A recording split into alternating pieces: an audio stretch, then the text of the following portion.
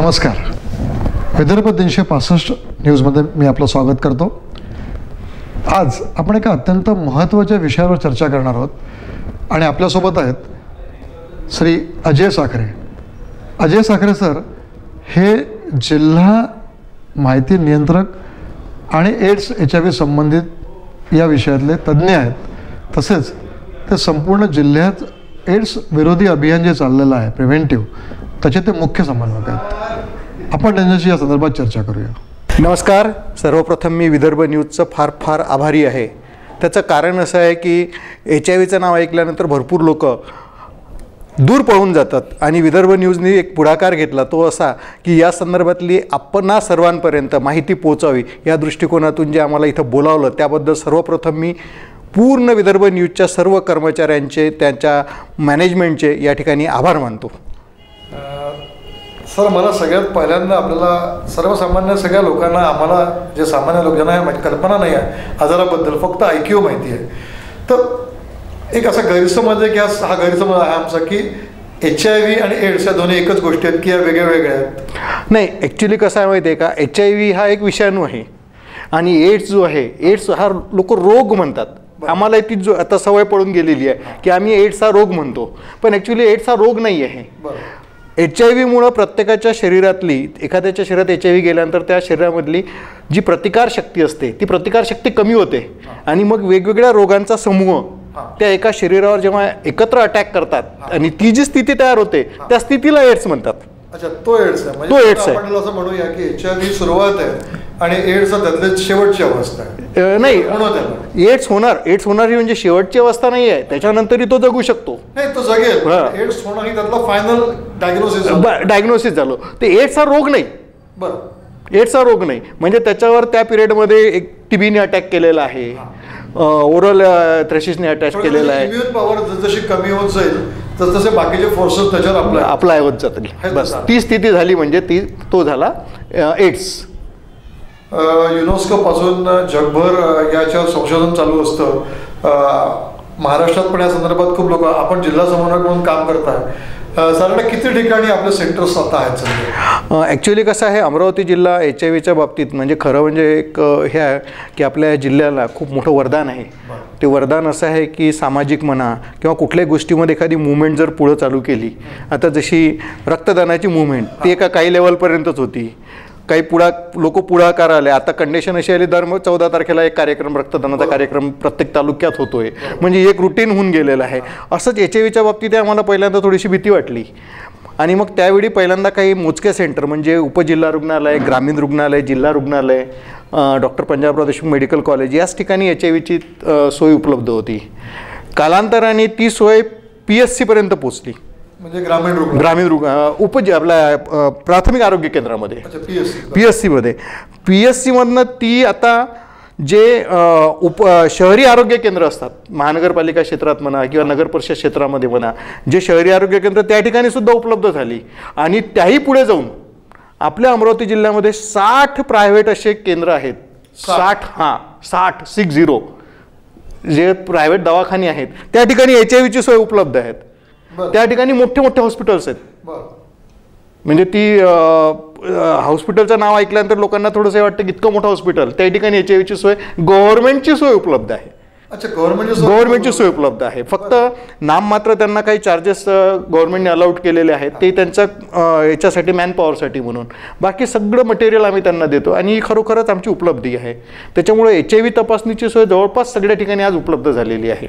Sir, गेल्या काही वर्षामध्ये याचा जो अवेअरनेस वाढलेला आहे, तर या अवेअरनेस आणि तुम्ही प्रिव्हेंटिव्हसाठी करणारे प्रयत्न, याचा परिणाम काही रिझल्ट मिळाला आपल्याला? हो, याच्यामध्ये कसं आहे की बेसिकली HIVमध्ये बघत असताना याच्यामध्ये आकडे न बघता प्रिव्हिलन्स रेट काय आला. बरं, म्हणजे HIV जी सुरुवात झाली तपासणीची ती कशी झालेली होती की काहीतरी कुठला तरी ग्रुप, हाय रिस्क ग्रुप पहिल्यांदा टार्गेट केला गेला. त्या हाय रिस्क ग्रुपला तपासण्या करत असताना त्याच्यामध्ये प्रिव्हिलन्स रेट मोठ्या प्रमाणात दिसायचा, कारण 1000 लोकांची, सिलेक्टेड लोकांची तपासणी केल्या जायची आणि त्याच्यात नेमके एवढे लोक सापडायचे, त्याच्यामुळे प्रिव्हिलन्स रेट त्याचं जास्त सापडायचा. पण मग प्रिव्हेलन्सचं जसं तो सामान्य जनतेपर्यंत पोहोचला, म्हणजे टार्गेट ग्रुपमधनं ब्रीच पॉप्युलेशनमधनं व्हर्नरेबल पॉप्युलेशन आणि व्हर्नरेबल पॉप्युलेशनमधनं जनरल पॉप्युलेशन, असं जेव्हा तो जात झाला तर तो एकदम ट्रिमेंडसली आकडे त्याचे खाली आलेले आहेत. आणि एक अजून आम्ही दुसरे ऑब्झर्वेशन केले की त्याच्यासोबतच बाकीचे आकडे सुद्धा मोठ्या प्रमाणात कमी आलेले आहेत. त्याच्यामुळे HIV प्रिव्हिलन्स हा मोठ्या प्रमाणात खाली आलेला आहे, हे आज आम्ही दाव्याने सांगू शकतो. हां सर, आणखीन एक अशी उत्सुकता आहे की आपल्याकडे येणारा जो पेशंट असतो त्याला पेशंटच म्हणूया, नाही आम्ही क्लायंट म्हणतो, क्लायंट म्हणतो आम्ही क्लायंट म्हणतो. तो अप्रोच कसा होतो? ॲक्च्युली कसं आहे की आम्ही जो कन्सेप्ट असतो आमचा तो 2 वे असतो. एक असतो प्रोव्हायडर इनिशिएटेड आणि एक असतो सेल्फ इनिशिएटेड, म्हणजे जो स्वतःहून आला, आणि एक दुसरा असा ज्याला कोणीतरी रेफर केलेला आहे. मग ती कुठली संस्था असो, हॉस्पिटल्स असो, काही असो, या दोन्ही याच्या माध्यमातून येतो.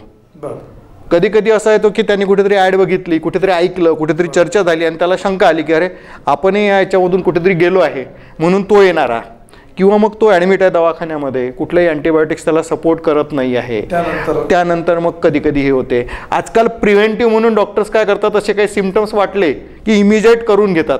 ही एक चांगली गोष्ट झालेली आहे आणि करतात. आणि मला अजून एक आनंदाने सांगा वाटेल की अमरावतीमधले जे फिजिशियन्स आहेत, medicines general practice MD medicine असलेले फिजिशियन्स लोक आहेत, हे मोठ्या प्रमाणात चांगल्या मध्यमवर्गीय लोकांच्या याच्यातले, ठीक आहे तुम्हाला औषधी आमच्या इथनं घ्यायची आहे प्रायव्हेटमधनं, आम्ही तुम्हाला पूर्ण ट्रीटमेंट देऊ, पण कमीत कमी रजिस्ट्रेशनसाठी तरी तिथे जा, हे एक सल्ला देतात आणि ती खरोखर आमच्यासाठी आनंदाची गोष्ट आहे.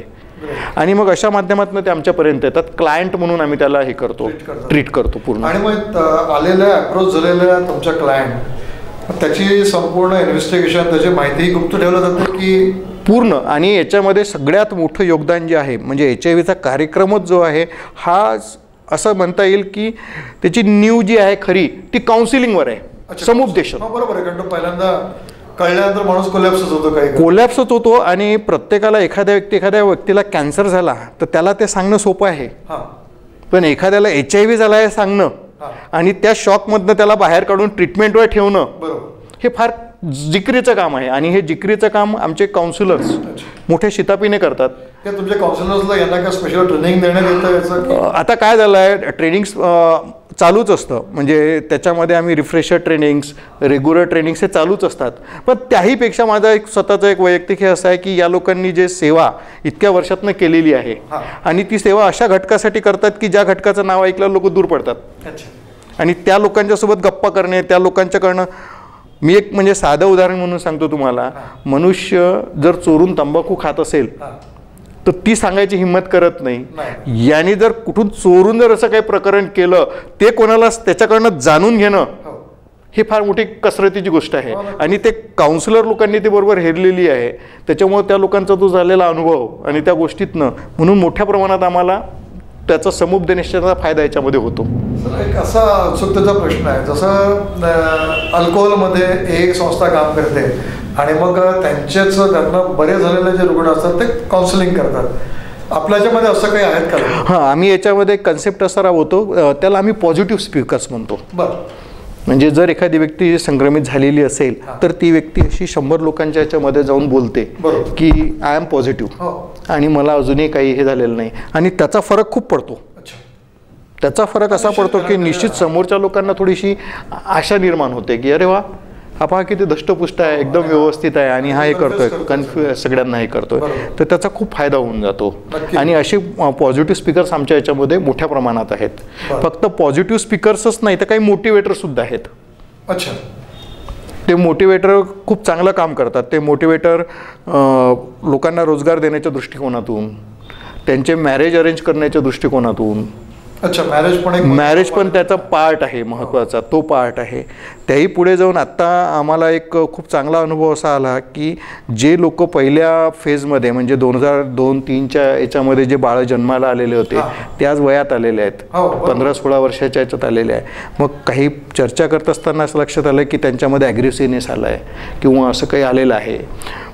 मग आम्ही थोडंसं जनरल केलं की जनरल लोकांमध्येच ॲग्रेसिव्हनेस आहे, पोरांमध्ये आहे या वयात, परंतु या बाकीच्यांचा त्याच्या तब्येतीवर फरक पडत नाही.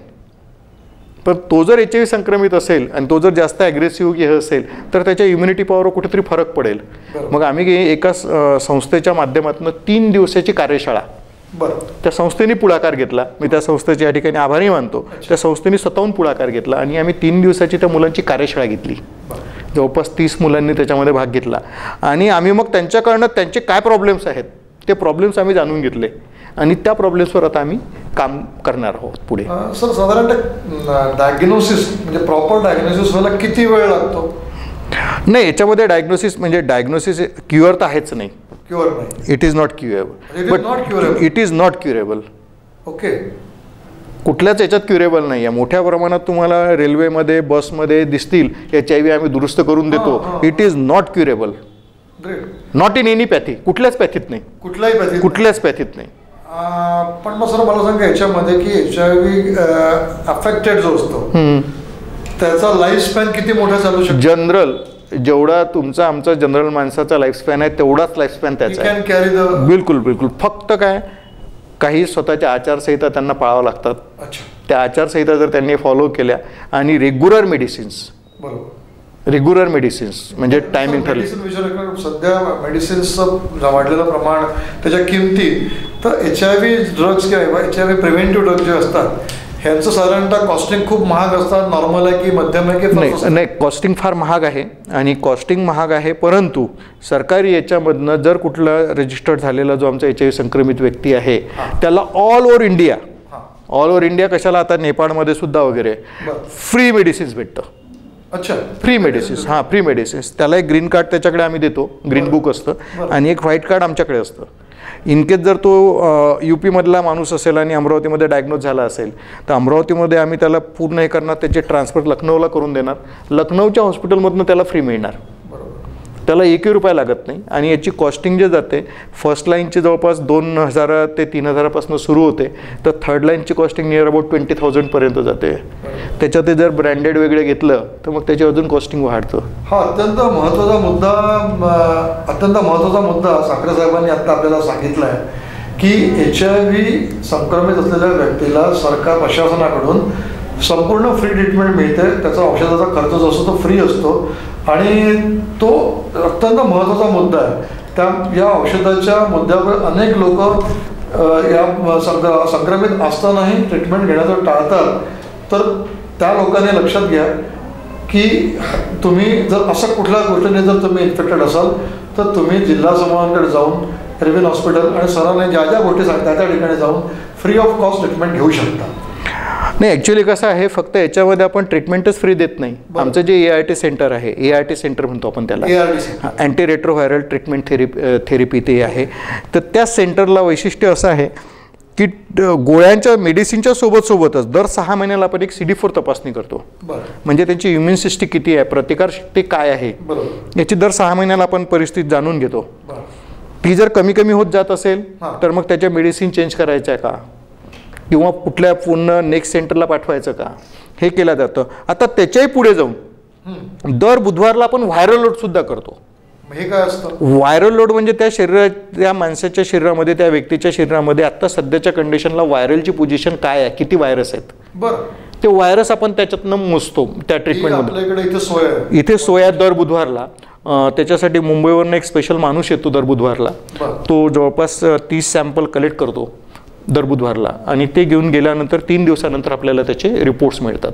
त्याचा बेनिफिट हा झाला की ज्या लोकांना काही आपण सेकंड लाईन ट्रीटमेंट सुरू केल्या परंतु त्याचा काही इफेक्ट येत नाही आहे किंवा फर्स्ट लाईनवाल्यांना त्याचा काही रिझल्ट मिळत नाही आहे तर त्यांचं जे काही डायग्नोसिस करायचं आणि त्यांना हायर सेंटरला रेफर करायसाठी ते सगळ्यात फायद्याचं आम्हाला झालेलं आहे व्हायरल लोडचं.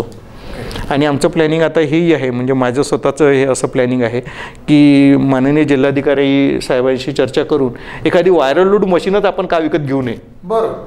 आणि आमच्या इथे डिवोटेड स्टाफ आहे. म्हणजे माझी सगळ्यात आनंदाची आणि मला गर्व असलेली गोष्ट अशी की माझ्या सेक्शनचाच A to Z स्टाफ हा डिवोटेड आहे. सर तुम्ही हे विधान करता हेच अत्यंत महत्त्वाचं आहे की डिव्होटेड स्टाफ आपल्याकडे असणं आणि हे आपण जाहीरपणे म्हणणं याला पण आजच्या काळामध्ये फार महत्त्वाची गोष्ट आहे कारण ही टीम वर्क आहे. एकटा माणूस तो मॅनपॉवर मोबिलेट करून त्याचे रिझल्ट मिळवणं आताच्या काळात तर जिगरीचं आहे. असं असताना तुम्ही हे जाहीर विधान करता सगळ्यांसमोर, तर हे अत्यंत महत्त्वाचं आणि अभिनंदनीय आहे. नाही, त्याचा अनुभव येतो साहेब आम्हाला, म्हणजे अनुभव येतो मला. अनुभव असा येतो की आमच्या इथे आम्ही याला सेंटरला जी सिस्टीम लावलेली आहे ती टोकन सिस्टीम आहे, म्हणजे पेशंटच्या नावाचा उल्लेख होत नाही. दुसरी गोष्ट सिटिंग अरेंजमेंट ही बँकेसारखी आहे. बँकेमध्ये वगैरे जसे वेटिंग, समोर टी व्हीचं स्क्रीन सुरू आहे, स्क्रोलवर बातम्या माहिती सुरू आहे आणि तो तिथे बसलेला आहे आणि येणाऱ्या जाणाऱ्याच्या पाठमोर आहे, म्हणजे बाहेरून आलेल्या व्यक्तीला तो दिसत नाही कारण तो पाठमोरा बसलेला आहे. हां, हे एक वातावरण आहे. दुसरं वातावरण असं आहे की आमच्या काही स्टाफनी खूप सुंदर गोष्टी केलेल्या आहेत. त्यांचे लग्न लावून देणे, स्वतःहून लग्न लावून देणे, म्हणजे मला सांगताना आनंद असा होतो की एक स्टोरी लोकमतनी आणि 2-3 मोठ्या पेपरनी ती सक्सेस स्टोरी केली. मराठवाड्यात झालेल्या एका बाईचं लग्न, तिथे ती HIV संक्रमित झाली आणि तिथनं तिला तिच्या मिस्टर वारले म्हणून त्या फॅमिलीनी परत पाठवलं. ती इथे आल्यानंतर तिला ॲक्सेप्ट करायला कोणी तयार नव्हतं आणि ती आज एका छोट्या याच्यातली एक छोटीशी उद्योजिका झाली. ते आमच्या डॉक्टर पंजाबराव देशमुख वैद्यकीय महाविद्यालयाचे जे आमचे काउन्सिलर्स आहेत दोन्ही, त्या दोन्ही काउन्सिलरांचं यश आहे. त्याचं कारण असं आहे की तिला त्या सिच्युएशनमधून बाहेर आणणं, बरोबर, आणि तिला एक साधी छोटीशी शिलाई मशीन आमच्या लोकांनी मोटिवेशन घेऊन दिली पहिल्यांदा, आणि त्या एका शिलाई मशीनच्या भरोशावर आज ती 10 शिलाई मशीन आणि 10 बायांना रोजगार देते. ही खरोखर आनंदाची गोष्ट आहे. तर हे डिव्होशन आहे, म्हणजे फक्त आला, तपासला आणि त्याला ट्रीटमेंटला फॉरवर्ड करून दिला तसं नाही, तर मग त्याची येणारी अडचण आपली अडचण समजून त्याच्यात हे करणे हा सगळ्यात महत्त्वाचा विषय. साधारणतः यात आपला इरविनचं सेंटर किंवा आणखीन बाकीचं साधारणतः किती ओपीडीला आपल्या विकली किती लोक? आमची इरविनची AIT सेंटरची जी OPD आहे ही जवळपास 150ची OPD आहे, 150 लोकांची. हो, कारण त्याला दर महिन्याला औषध घ्यायला यावं लागतं आणि फक्त आम्ही HIVचंच औषध देत नाही, तर सोबत जर TB त्यांना झालेलं असेल तर त्याचं TBचं सुद्धा औषध देतो. सोबत जर काही अपॉर्च्युनिटी इन्फेक्शन, संधिसाधू आजार जर काही झाले असतील तर त्याचं सुद्धा मेडिसिन्स आम्ही देतो आणि हे सगळे इरविनमधनं डिस्ट्रीब्यूट होतं AIT सेंटरवरनं. असे AIT सेंटर आणि सोबत लिंक AIT सेंटर आहेत 8 ठिकाणी.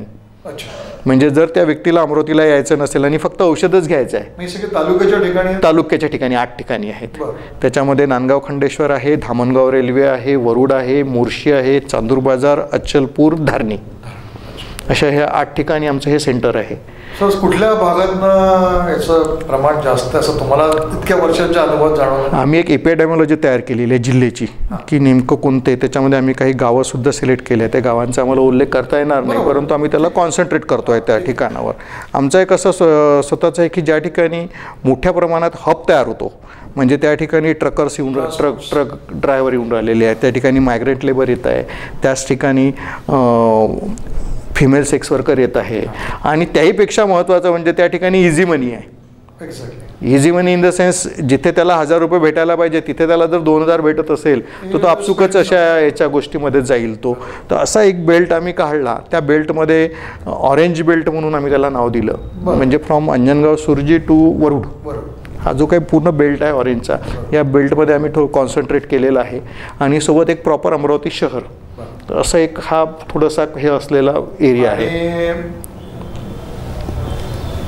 मेल आणि फिमेलच्या प्रमाणामध्ये मेल आणि फिमेलमध्ये जवळपास 62-38चा फरक हे येतो. 62% मेल, 38% फिमेल असा एक त्याचा रेशो आहे. परंतु याच्यामध्ये खरंच सांगताना म्हणजे माझ्या बहिणी ज्या बघत असतील, आया बहिणी बघत असतील, त्यांना माझी एक रिक्वेस्ट आहे की कृपा करून जर आपल्या घरातलं कोणाचं लग्न जुळत असेल तर पहिल्यांदा त्या दोघांची HIVची तपासणी करून घ्या, कुठलाही न करता फर्दर आयुष्यासाठी. मी का बरं बोलतो त्याचं मागचं कारण असं आहे की ह्या ज्या 38% ज्या पॉझिटिव्ह होतात याच्यातल्या 30% बाया जर लग्न झालेल्या असतील तर त्यांच्यावर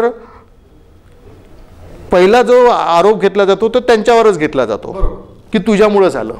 त्याच्यामुळे माझं सगळ्यांना अशी एक विनंती आहे की जर होत असेल तर HIVची तपासणी करून घ्या. एकदा लग्नाच्या आधी HIVची तपासणी झालेली असेल काही प्रॉब्लेम होत नाही. म्हणजे आतापर्यंत तरी आमच्या असं काही ऐकण्यात नाही की काही अडचण आलेली आहे, पण करायला प्रॉब्लेम नाही आहे. सर, मला एक म्हणजे ही माहिती आपण वर्षानुवर्ष देतो, पण पुन्हा एकदा मी तुमच्याकडून ऐकू इच्छितो की नेमकी कोणती कारण आहे की ज्याच्यामुळे इन्फेक्शन होण्याचा चान्सेस मॅक्झिमम असतात? आता कसं झालं आहे, 4 कारणं याच्यामध्ये आहे. त्याच्यामधलं सगळ्यात महत्त्वाचं कारण आहे की असुरक्षित शारीरिक संबंध. शब्द आहे असुरक्षित शारीरिक संबंध.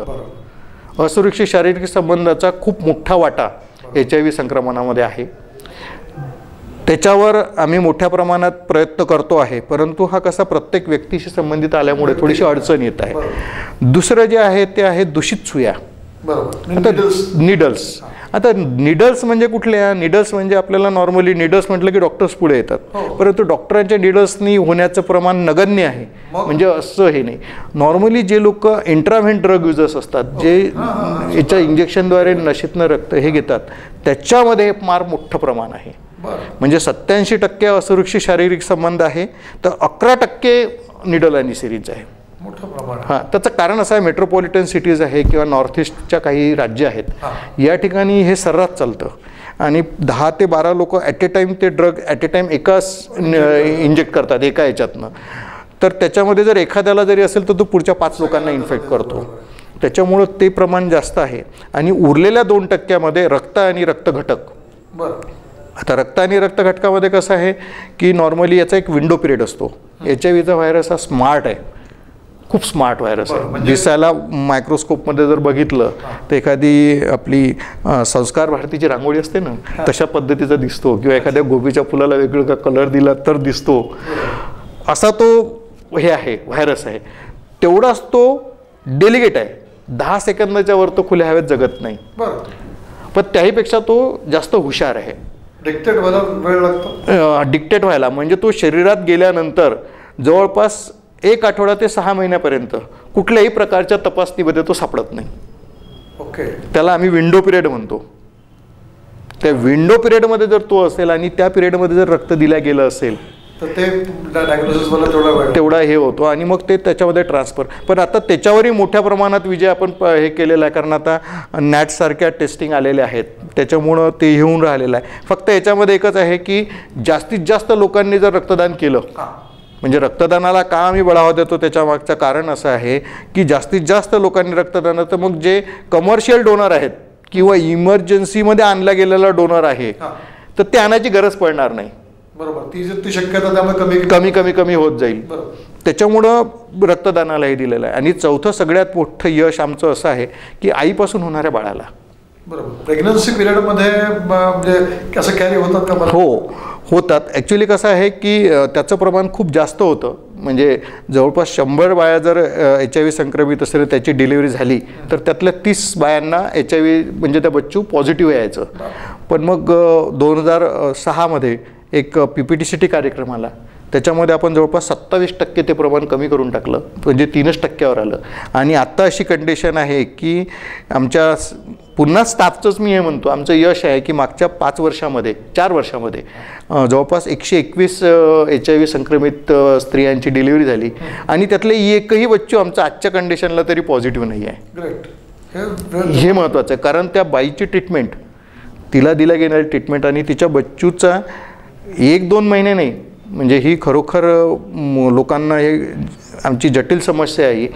तर त्या बच्चूचा 24 महिने फॉलोअप घेणे, त्या बच्चूचा 24 महिने फॉलोअप घेणे, त्यातल्या त्यात 1.5 महिन्याच्या वेळेसच त्या बच्चूचं रक्त काढणे सॅम्पलसाठी, हे ज्या काही गोष्टी असतात त्या गोष्टी आमच्या स्टाफच्या माध्यमातून होते आणि आम्ही फॉलोअप घेतला जातो. 24 महिने आम्ही त्याचा फॉलोअप घेतो. त्याच्यामुळं फार आम्हाला याचा फायदा झालेला आहे. बरोबर. सर, या कार्यक्रमाच्या निमित्ताने आपण आमचे जे व्ह्युअर्स आहेत सगळे त्यांना काय एक मेसेज द्याल? मी एक महत्त्वाची गोष्ट सांगतो. आमचे आत्ता जे माननीय संचालक साहेब आहेत, महाराष्ट्र राज्य एड्स नियंत्रण संस्थेचे प्रकल्प संचालक माननीय श्री तुकारामजी मुंडे साहेब आहेत. म्हणजे नावाचं एक मोठं हे आहे तुकाराम. तिथे काहीतरी नवीन छाप त्यांनी पाडले, ठसा उमटवलेला आहे. आमच्या इथे आल्यानंतर सुद्धा त्यांनी खूप काही गोष्टींचा याच्यामध्ये केला. यावर्षी आम्ही नवीन काही गोष्टी याच्यामध्ये हे केलेल्या आहेत. ती अशी केलेली आहे की युवकांना आम्ही यावर्षी थोडंसं या कार्यक्रमामध्ये आणण्याचा प्रयत्न करतो आहे. त्यांना ॲम्बॅसेडर करायचं का, त्यांच्या माध्यमातून बाकीच्या ठिकाणी ह्या गोष्टी पर्क्युलेट करायच्या का, इन्फॉर्मेशन. कारण HIVच्या बाबतीत कसं आहे, वाद होतो, संवाद होत नाही. बरोबर. आणि जोपर्यंत संवादातून कुठली गोष्ट घडत नाही तोपर्यंत त्याला टू वे व्हायला पाहिजे. तर अशा गोष्टीतून तर माननीय सरांच्या संकल्पनेतून सेल्फी पॉईंट म्हणजे युवकांना आकर्षित करण्याच्या दृष्टीने, त्याच्यानंतर फेसबुकचे ग्रुप, व्हॉट्सअपचे ग्रुप, आता एक नवीन कन्सेप्ट आला मिरर इमेज. त्या मिरर इमेजमध्ये आम्ही मोठ्या प्रमाणात आहे. मिरर इमेज म्हणजे दोन लोक जर एकमेकावर डिपेंड असेल तर त्या दोन लोकांना दोन साईडला उभं करणे आणि त्यांचा फोटो घेणे, it is a mirror image. तर अशा पद्धतीचे काही पॉईंट्स. आणि रेड रिबन क्लब 84 कॉलेजेसमध्ये आम्ही रेड रिबन क्लब स्थापन केलेले आहेत आणि 100 गावांमध्ये खूप चांगला रिस्पॉन्स आहे. आणि मोठ्या प्रमाणात त्याच्यामध्ये आमचे ICTCचा जो स्टाफ असतो तो ICTCच्या स्टाफचं याच्यामध्ये मोठ्या प्रमाणात योगदान आहे. मोठ्या प्रमाणात म्हणजे काय 100% योगदान त्यांचंच आहे. त्यांनी हे 84 क्लब तयार केलेत आणि तिथे जाऊन कार्यक्रम घेणे, त्या युवकांना समाविष्ट करून घेणे. तर ही संकल्पना जी यावर्षी आलेली आहे ती खरोखरच मोठी फायद्याची आहे. आणि प्रेक्षकांना फक्त माझी एक हात जोडून विनंती आहे, ती विनंती अशी आहे की HIV संक्रमित व्यक्ती, जसं आपण एखाद्याला जर कॅन्सर झाला तो कॅन्सर तंबाखू खात होता किंवा तो कुठलं वाईट व्यसन करत होता म्हणून झाल्यानंतर त्याला झिडकारून देत नाही. HIVच्या बाबतीत तसंच जर केलं तर फार चांगलं हे होईल. कारण सगळ्यात महत्त्वाची गरज अशी आहे की HIV संक्रमित व्यक्तीला फक्त मानसिक औषधाचीच नाही तर त्याला मानसिक याची गरज आहे. फायनान्शियल सपोर्ट तो उभा होऊन जाईल, सगळ्या गोष्टी उभा होऊन जाईल, गव्हर्नमेंट ते देतं आहे, पण सगळ्यात गरज आहे ती मानसिकतेची जी गरज आहे. आणि अशा याच्यामध्ये सामान्य जनतेने अशा लोकांना समाविष्ट करून घ्यावं एवढी एक विनंती करतो. सोबतच मोठ्या प्रमाणात रक्तदान करावं. आणि तुमच्या माध्यमातून अजून एक मी लोकांना एक आनंदाची महत्त्वाची गोष्ट सांगतो, ती अशी की एक गुप्तरोग केंद्रसुद्धा आहे, सुरक्षा क्लिनिक. हा एक फार महत्त्वाचा जटिल समस्या आहे ही आता सध्या याच्यामध्ये. तर सुरक्षा क्लिनिक म्हणून आपल्या डफरीन हॉस्पिटलला, जिल्हा स्त्री रुग्णालय, आणि इरविनला जिल्हा सामान्य रुग्णालय, या ठिकाणी 2 ठिकाणी हे केंद्र आहेत. या ठिकाणी मोठ्या प्रमाणात समुपदेशक उपलब्ध आहेत, डॉक्टर्स उपलब्ध आहेत. त्याहीपेक्षा महागड्या औषधी त्या ठिकाणी फ्रीमध्ये उपलब्ध आहेत. 7 वेगवेगळ्या रंगाचे पाकिट्स आहेत त्या औषधीचे आणि त्याला असलेले सिम्पटम्स त्याच्या बेसवर ते कलरचं पाकिट त्याला दिलं जातं. तर त्याचासुद्धा लोकांनी फायदा घ्यावा अशी एक माझी सगळ्यांना विनंती आहे. डॉक्टर साखरे साहेब, आपण आज आलात आणि आमच्या सगळ्या श्रोत्यांना इतकी महत्त्वाची माहिती आणि इतक्या साध्या शब्दात तुम्ही समजावून सांगितली, त्यामुळे मला असं वाटतं ते सगळ्यांच्या लक्षात आली असेल. आणि या महाभयंकर व्हायरससारख्या वाढणाऱ्या रोगावर ज्या पद्धतीने सरकार आणि आपले सगळे डिवोटेड टीम नियंत्रण करण्याचे अथक प्रयत्न करत आहे, त्यासाठी आमच्या चॅनलकडून आपल्याला शुभेच्छा. नाही, खरं तर म्हणजे शुभेच्छा तर तुमच्या आहेत आमच्या पाठीशी, पण असाच सहयोग आम्हाला बिलकुल आपल्याकडनं मिळत राहील अशी एक आम्हाला गॅरंटी आहे. मी खात्री तुम्हाला देतो की जिथे जिथे तुम्हाला आमच्या चॅनलच्या थ्रू माध्यमाची गरज पडेल तिथे आम्ही तुम्हाला नक्कीच. बिलकुल धन्यवाद. ओके, चला, थँक्यू.